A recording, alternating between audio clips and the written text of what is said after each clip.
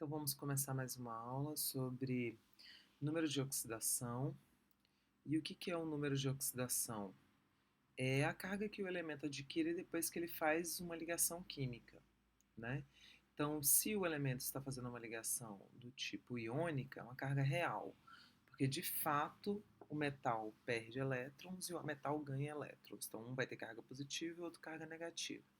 E se eles estiverem fazendo uma ligação covalente, compartilhando pares de elétrons, a gente chama a carga de carga aparente, porque vai depender da diferença de eletronegatividade entre os elementos que fazem a ligação.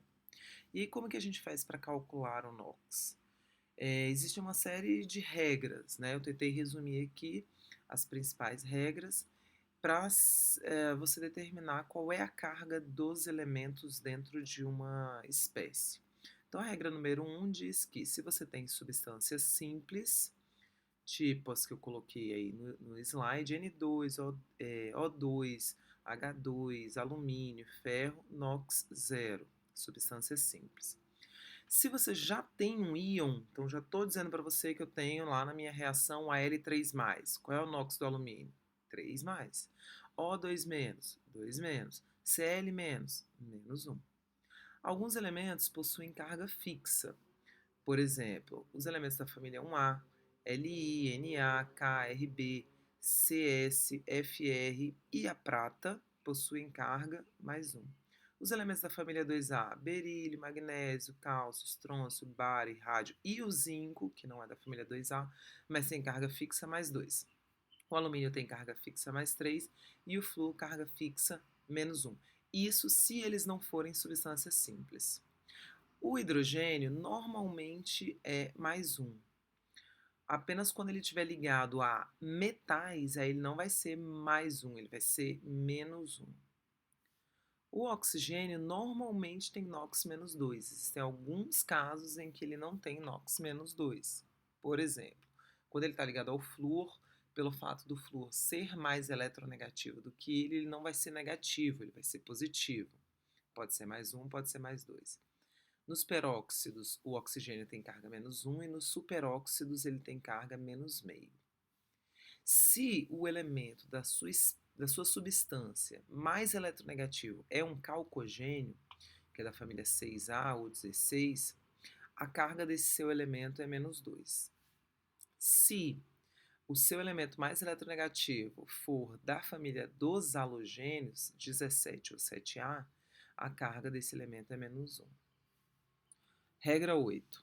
Em substâncias compostas, a soma total do NOx é sempre zero. Então, se você tem uma substância neutra, a soma das cargas, a soma do NOx de todos os elementos tem que dar zero. Por exemplo, NaI, iodeto de sódio. Vou começar pelo sódio, porque o sódio tem carga fixa mais 1, então para poder zerar, o iodo tem que ser menos 1. Mas porque o iodo é um halogênio, e por ser um halogênio e ser mais eletronegativo que o sódio, ele vai ter carga menos 1. Segundo exemplo, KF. O K tem carga fixa mais 1 e o flúor tem carga fixa menos 1. Dá zero o somatório das cargas. Cloreto de cálcio.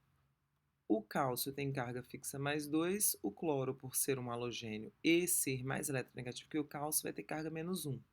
E aí, menos 1 vezes 2, porque são 2 cloros, vai dar um total de mais 2. Sulfeto de prata. A prata tem carga fixa mais 1 vezes 2 vai dar mais 2, o total de cátions é mais 2, então o enxofre tem que ser menos 2. Mesmo porque o enxofre é um calcogênio e ele é mais eletronegativo que a prata, então ele tem carga menos 2. A L2O3, o alumínio tem carga fixa mais 3, que vai dar um total de mais 6, porque são dois alumínios. Então o oxigênio tem que ser menos 2 para dar um total de menos 6. E por último, ZnOH2, uma base hidróxido de zinco. O zinco tem carga fixa mais 2. Aquele 2 lá embaixo do OH veio daqui de cima do zinco. O hidrogênio tem carga mais 1, como são dois hidrogênios, vai dar um total de mais 2. E o oxigênio tem que ser menos 2, porque aí menos 2 vezes 2 vai dar menos 4, zera a estrutura. Regra 9. Se você tiver uma espécie que não é neutra, que tem carga, Então, o somatório do NOx tem que ser igual ao valor dessa carga. Por exemplo, no íon sulfato, SO4 2-. Então, o que eu vou fazer? Vou colocar aqui uma chave no SO4 para isolar, porque o somatório das cargas dos oxigênios com enxofre tem que dar o total da carga desse íon, que é -2. Então, vou começar pelo oxigênio, que é -2. -2 vezes 4, -8. O enxofre eu vou chamar de X e eu vou fazer uma continha. Então, X menos 2 vezes 4 menos 8. Isso tem que dar -2. Portanto, X igual a mais 6. Alguns elementos têm 2 NOx. Aí eu botei alguns exemplos. Aí os mais utilizados são o ferro e o cobre. Ferro mais 2 mais 3 e cobre mais 1 e mais 2. E aí, a gente tem que saber fazer a análise das reações. Então, se você tem uma reação em que ocorre transferência de elétrons de um elemento para o outro, então você tem uma reação de oxirredução. O elemento que perde elétrons, a gente diz que sofre oxidação. E o elemento que ganha elétrons, a gente diz que sofre redução. Agentes. O agente oxidante é a substância ou a espécie que tem um elemento que sofreu a redução. E o agente redutor é a espécie que tem um elemento que sofreu a oxidação. Então vamos ver um exemplo. Eu tenho a seguinte reação. Primeira coisa que eu tenho que fazer, descobrir o NOx de todos os elementos. Vou começar pelas substâncias que têm NOx zero, porque são substâncias simples. Então, nessa minha reação, o Zn e o Ag, que estão sozinhos, são substâncias simples.